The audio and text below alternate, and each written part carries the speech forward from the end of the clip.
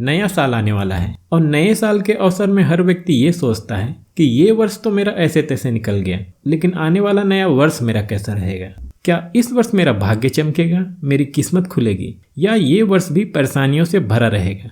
परेशानियां होंगी तो किस प्रकार की होंगी और इन परेशानियों से किस प्रकार से सावधान रहना है। दोस्तों, परेशानियां कैसी भी हों, अगर पैसा पास हो यानी कि अगर फाइनेंशियल कंडीशन ठीक हो तो हर परेशानियों का सामना आसानी से हो जाता है, और अगर हालात पैसे से खराब हो तो परेशानियों का सामना करना बड़ा मुश्किल हो जाता है और छोटी छोटी समस्याएं भी बहुत भारी लगने लगती है। इसी बात को ध्यान में रखते हुए मैं आपको बताने वाला हूँ कि आपका आने वाला नया वर्ष अर्थ की दृष्टि से यानी कि धन और पैसे की दृष्टि से कैसा रहने वाला है। देखिए, जब हम किसी वर्ष का आर्थिक भविष्य फल तय करते हैं तो उनमें 3 ग्रहों की भूमिका सबसे अहम होती है। उसमें सबसे पहला है गुरु, क्योंकि गुरु कुंडली का सबसे शुभ ग्रह है और धन का कारक है, तो सबसे ज्यादा गुरु पे ही डिपेंड करता है कि आपकी फाइनेंशियल कंडीशन कैसी होगी। दूसरा है शनि।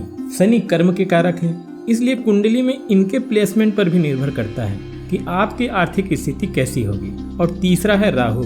राहु की प्लेसमेंट अगर आपकी कुंडली में अच्छा है तो ये आपको देखते ही देखते पैसों का अंबाल लगा सकता है, और प्लेसमेंट बुरा है तो आपके खर्चे इतने बढ़ जाते हैं कि आमदनी तो दूर, बैंक बैलेंस खाली करा देता है, जमीन जायदाद भी बिकवा देता है। इसके अलावा जैसा कि आप बहुत अच्छी तरह से जानते हैं कि शनि, राहु, केतु और गुरु मंदगामी ग्रह हैं, और इन 4 ग्रहों को छोड़कर बाकी ग्रह जैसे सूर्य, बुध, शुक्र, मंगल और चंद्रमा बहुत जल्दी जल्दी राशि परिवर्तन करते हैं, तो इनका प्रभाव हमारे जीवन में नगण्य और कम समय के लिए रहता है।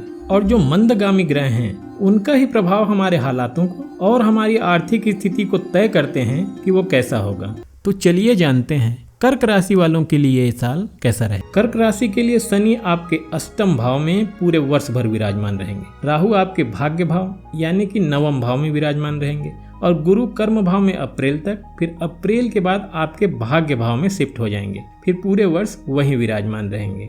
कर्क राशि के लिए शनि की जो स्थिति है वो अभी 1-1.25 साल तक बिल्कुल भी फेवरेबल नहीं है, लेकिन गुरु की जो स्थिति है वह काफी बेहतर है। अप्रैल माह तक धन और कैरियर की स्थिति में थोड़ा उतार चढ़ाव जरूर रहेगा। धन आएगा तो जरूर, लेकिन एक तो बड़ी मेहनत के बाद आएगा, बहुत आसानी से पैसा नहीं आएगा, और जो पैसे आएंगे उसमें आपके आकस्मिक खर्चे आपको परेशान करेंगे, यानी मुश्किलों से पैसा आएगा और अचानक आने वाले खर्चों से आपको परेशानी हो सकती है। अगर प्रॉपर्टी खरीदने के बारे में सोच रहे हैं या घर बनाने के बारे में सोच रहे हैं तो वो आपका इस साल होता हुआ दिखाई दे रहा है, क्योंकि आपका ज्यादातर पैसा जो इस साल में खर्च होगा वह एक तो स्वास्थ्य के मामले में खर्चा होगा और दूसरा संपत्ति के मामले में खर्च होगा। इसलिए अपने स्वास्थ्य का भी थोड़ा ध्यान रखने की जरूरत है। देखिए, अप्रैल तक का समय आपके लिए मुश्किलों से भरा है, फिर अप्रैल के बाद स्थिति में सुधार होना शुरू हो जाएगा, लेकिन ये सुधार आपके स्वयं के प्रयास से ही हो सकता है,